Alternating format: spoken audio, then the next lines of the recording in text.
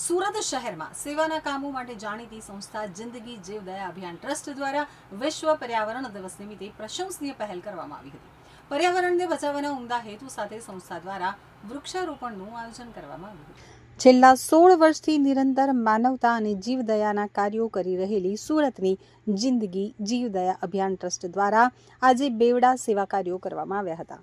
સૌપ્રથમ વિશ્વ પર્યાવરણ દિવસના ઉપલક્ષ્યમાં રામજી મંદિરની સામે આવેલા રામજી ઓવારા ગુરુરામ પાવન ભૂમિ ખાતે એક વિશેષ વૃક્ષારોપણ કાર્યક્રમ યોજાયો હતો। આ કાર્યક્રમમાં સુરત શહેર પોલીસના એસીપી મિલનભાઈ મોદી અને અડાજણ પોલીસ સ્ટેશનના પીઆઈ એન.એ. ચાવડા ખાસ ઉપસ્થિત રહ્યા હતા। પોલીસ અધિકારીઓ તેમજ અડાજણ પોલીસ સ્ટેશનના સ્ટાફની હાજરીમાં વૃક્ષારોપણ કરી પર્યાવરણના રક્ષણનો સંદેશ આપવામાં આવ્યો હતો। તો આ પ્રસંગે સંસ્થાના પ્રમુખ દીપભાઈ મહેતા અને તમામ સ્વયંસેવકોએ ઉત્સાહપૂર્વક ભાગ લીધો હતો। વૃક્ષારોપણની સાથે જ ટ્રસ્ટ દ્વારા શિક્ષણ ક્ષેત્રે પણ મહત્વનું યોગદાન આપવામાં આવ્યું હતું અને સંસ્થાના સભ્યો દ્વારા વ્યારાની પ્રાથમિક શાળામાં પહોંચી અને વિદ્યાર્થીઓને તેમના અભ્યાસમાં મદદરૂપ થવા માટે સ્ટડી ટેબલનું વિતરણ કરવામાં આવ્યું હતું। એક તરફ પર્યાવરણની જાળવણી અને બીજી તરફ શિક્ષણમાં સહયોગ આપી જિંદગી જીવદયા અભિયાન ટ્રસ્ટે ફરી એકવાર સમાજ સેવાના ઉત્તમ ઉદાહરણ પૂરું પાડ્યું છે।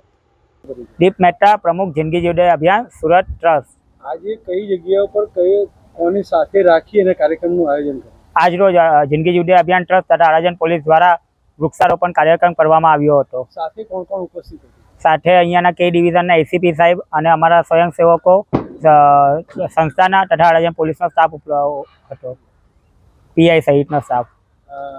કેટલા વૃક્ષો વાવ્યા અને શું સંદેશો આપશો પર્યાવરણ બાબતે?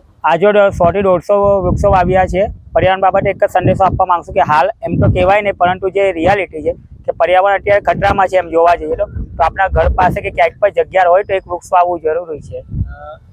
આજે બીજો શું કાર્યક્રમ કઈ જગ્યાઓ પર રાખ્યો? આજે જિંદગી જીવદયા અભિયાન ટ્રસ્ટ દ્વારા વ્યારા ખાતે પણ જિંદગી જીવદયા અભિયાન ટ્રસ્ટ હવે એજ્યુકેશન ક્ષેત્રે પણ આગળ વધી રહ્યું છે, ત્યારે 100 થી 150 છોકરાઓને વિના મૂલ્યે સ્ટડી ટેબલ વિતરણ કરવામાં આવ્યા છે વ્યારા ખાતે।